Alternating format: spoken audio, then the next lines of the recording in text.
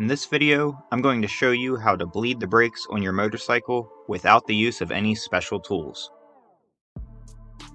Normally, when you pull the brake lever on your motorcycle, it builds pressure in your braking system. To bleed the brakes, we're going to open a screw called a bleed screw to purposefully create a leak in the system so that when we pull the lever, brake fluid and any air bubbles trapped within the system is released through the bleeder screw. The exact step-by-step process for how to do that we're going to cover in just a moment. But basically, the big idea is that we're going to continue to release brake fluid through the bleeder screw and all the air bubbles trapped inside as much as necessary until all the air has been purged from your system and only brake fluid remains. You're going to obviously lose brake fluid while doing this, so you will need to open your brake fluid reservoir and top it off throughout the process so we don't run out of fluid. To get started, you're going to need some clear tubing that's a tight fit over your bleeder screw.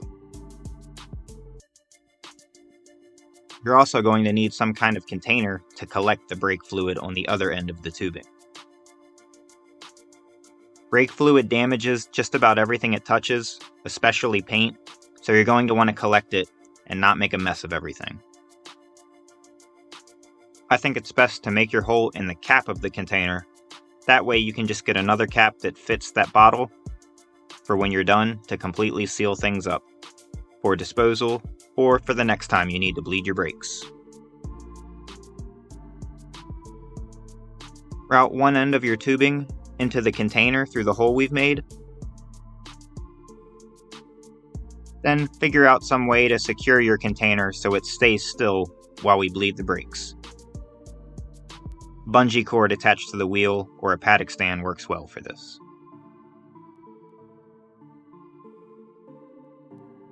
Locate your bleeder screw, usually near the top of your caliper. Remove the rubber dust cover and insert the clear tubing onto the bleeder screw. It should be a tight fit. The tighter, the better. That way you don't have any leaks. One thing I would like to point out about my bike and how it might be different from your motorcycle, if you look at my bike, you'll notice it only has one brake caliper and no ABS system. If your bike has ABS or two brake calipers, the principle of everything I'm going to show you is exactly the same. Just know for bikes with two calipers, you will need to bleed each caliper individually, and you're going to start with the caliper furthest away from the master cylinder first and work your way backwards. On some premium bikes, your master cylinder may also have a bleeder screw, shown right there. If you choose to use the bleeder screw on your master cylinder, since that is the closest point to the master cylinder, that would be the last point that you bleed after the two calipers. But since my bike only has one caliper and one bleeder screw, that's all you're going to see for this video. The next thing you'll need to do is open up your brake fluid reservoir.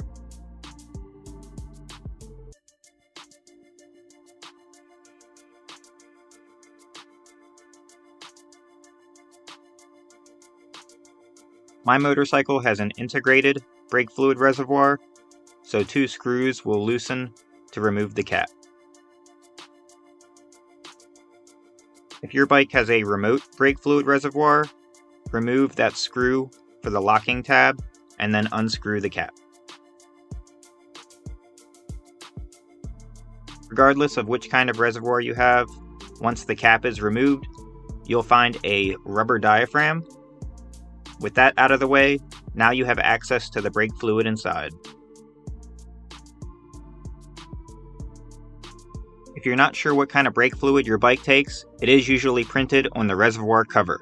You can see .3 or .4 brake fluid is acceptable for my bike. Since you're going to be adding new brake fluid to the system, it is important that you use a fresh, unopened container. If you have an old, already open container of brake fluid laying around, it's likely no good. That's because your glycol-based fluids like .3, .4, and .5.1 are hygroscopic, meaning that they will absorb moisture, even with the cap tightly closed if it's been left sitting long enough.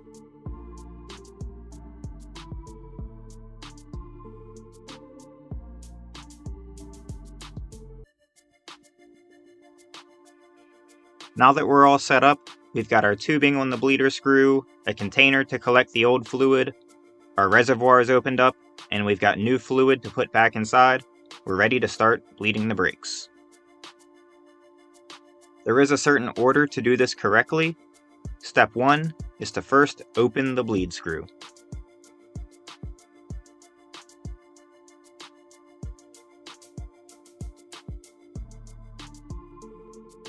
Step 2 is to pull the brake lever. With the bleeder screw opened, once we pull the lever, brake fluid and any air bubbles will be pushed through the bleeder screw.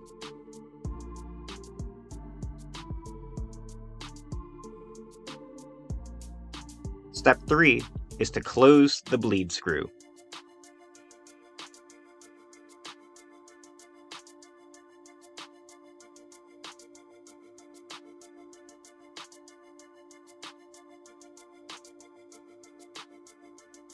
Once the bleeder screw is completely closed, you can move on to step 4, which is to release the brake lever. Don't release the lever until the screw has been closed.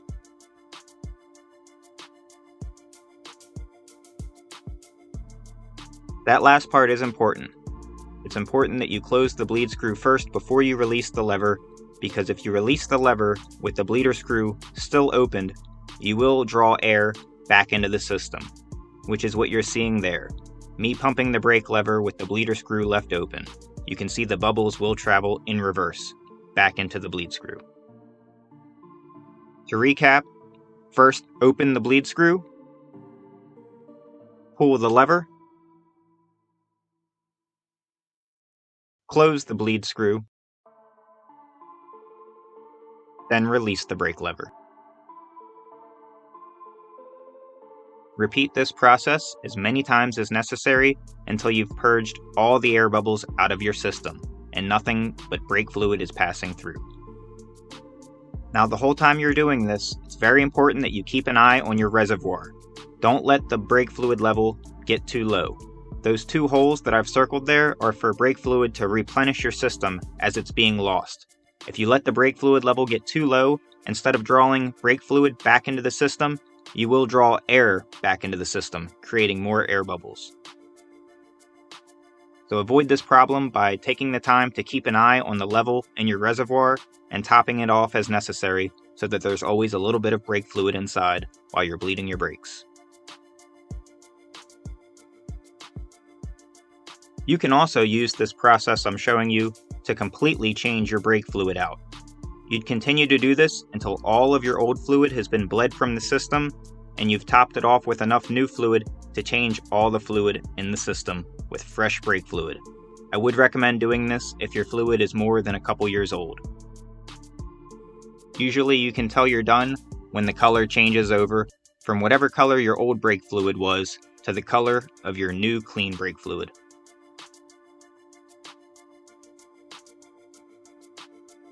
Now, I would like to take just a moment to talk about some problems you might run into while doing this. I already mentioned about the brake fluid reservoir if you let the level get too low. If you do this and accidentally suck air back into your system, not the end of the world. You're just going to have to continue to bleed your brakes until you pass that air bubble all the way through the system and out the bleeder screw. It'll take a little bit, but not that big of a deal. Another problem you may run into is if your bleeder screw is stuck when you try to first open it, especially if you have a very old motorcycle or one that's been sitting around outside for too long. If your bleeder screw is stuck, I'd recommend you spray some penetrating fluid on the threads and let it sit for a little bit, and try to loosen it with a 6-point ratchet. A 6-point socket has the best grip and should give you the best chance of not stripping the bleeder screw. Another problem you could face is no matter how much you bleed the brakes, it seems like the air bubbles just won't stop. This could be because of a loose connection between your tubing and the bleeder screw. If you look here, I've got the screw completely closed, yet air bubbles continue to flow.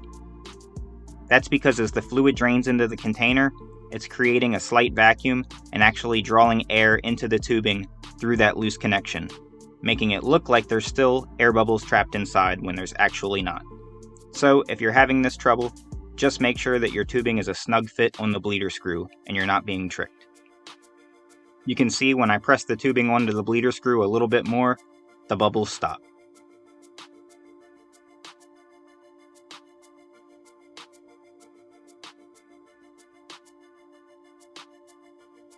Another thing you may notice is while bleeding the brakes, you get these super tiny bubbles that flow. This is nothing to worry about. If I'm not mistaken, I believe this is a similar effect, but air actually being drawn into the tubing through the threads of the bleeder screw itself. If that doesn't make sense, don't overthink it. Just know that these super tiny bubbles are nothing to worry about. Once you're done, make sure you tighten your bleeder screw all the way down so it doesn't leak, and then reinstall your rubber dust cap. Refill your brake fluid reservoir to the correct level before you reinstall your cap. If you have a minimum or maximum mark, go by that. If not, just make sure that you do leave enough space for your diaphragm to sit inside.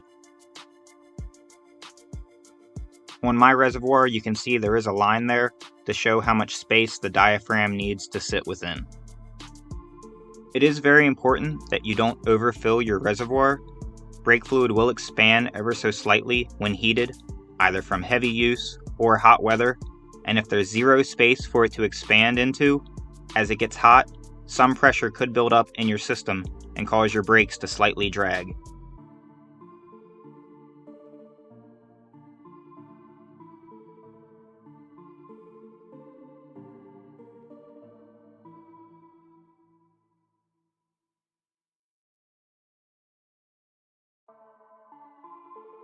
Now that everything's put back together, you can check your brake lever feel. Hopefully you have a nice firm lever like I do.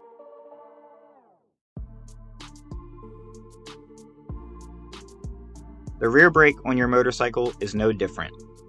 Instead of a brake lever, you have a brake pedal to press. And your rear caliper will also have a bleeder screw. Set everything up just like we did for the front.